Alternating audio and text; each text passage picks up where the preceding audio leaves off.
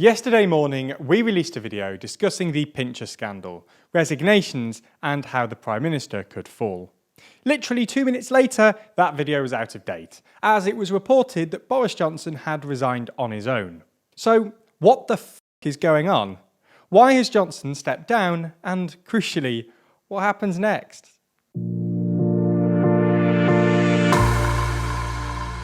By the way, if you want live updates on this story, then check out the Daily Briefing, the show where we run through the 5 most important news stories, including us reporting on all of this yesterday, giving you a rundown of everything you need to know from around the world in a matter of minutes. Watch the separate TLDR Daily YouTube channel or subscribe by searching in your favourite podcast app. Anyway, before we get into Johnson's resignation itself, a quick overview of the last 48 hours or so. As we explained in our previous video, the government's latest scandal, the Chris Pincher story and its accompanying mismanagement by Number 10, triggered a waterfall of cabinet resignations, beginning with Rishi Sunak and Sajid Javid on Tuesday night. At time of writing, over 60 members of government have resigned, including at least 5 members of cabinet. Perhaps most notably Michelle Donnellan, who resigned on Thursday morning, having been appointed Education Secretary by Johnson just a day earlier.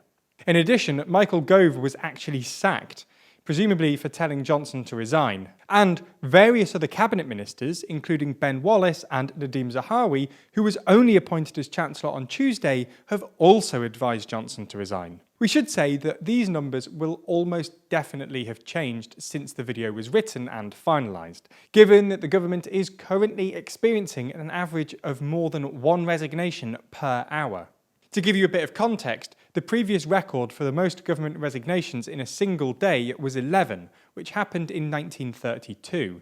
As we just mentioned, over the last 2 days, Johnson has suffered at least 5 times more than that, and has now suffered more cabinet resignations than any Prime Minister in modern history.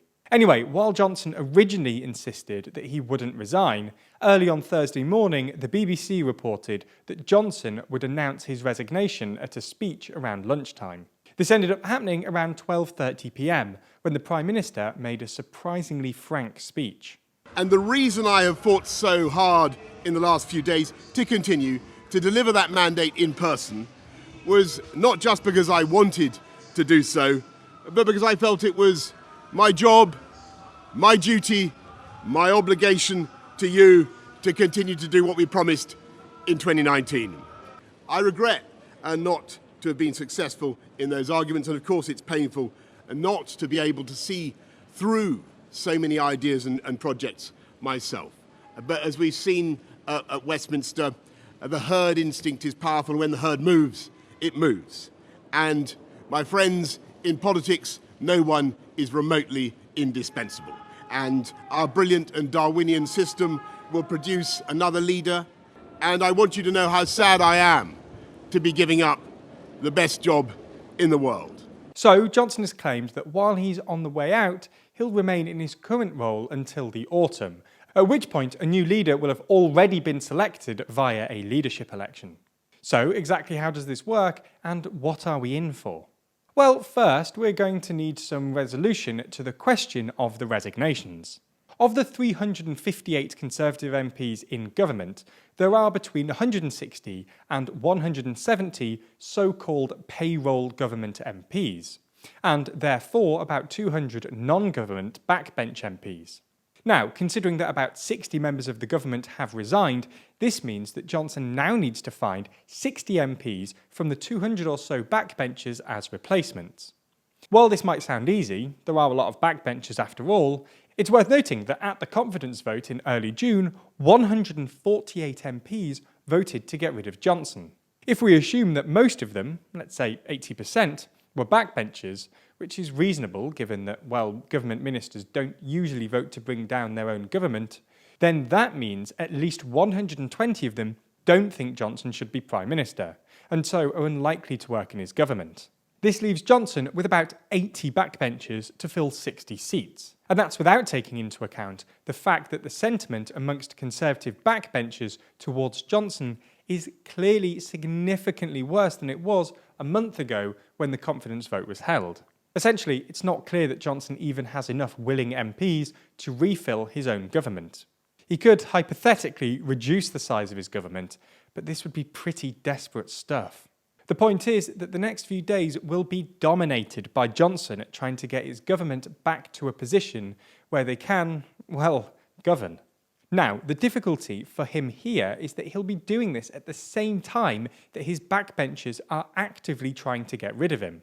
In essence, a huge number of Johnson's backbench MPs and other politicians are arguing that Johnson should not remain in office until autumn. The argument is that Johnson will cause a lot of damage remaining in his position, not least because future scandals could emerge. In addition, he is now simply a lame duck Prime Minister, with no political capital left. Even if he's successful at filling the positions of those that have resigned, he will be seriously weakened, and many will simply not take him seriously as a credible leader. The former Conservative Prime Minister, John Major, made a similar argument, stating that over the next 3 months, Johnson would be restrained by his new cabinet, and as such, for the overall well-being of the country, Mr Johnson should not remain in Downing Street. Sir Bob Neill and George Friedman, both Tory MPs, subscribed to Major's argument that Johnson should not remain in office until a successor is found, with Friedman claiming that the Queen should appoint a separate caretaker Prime Minister.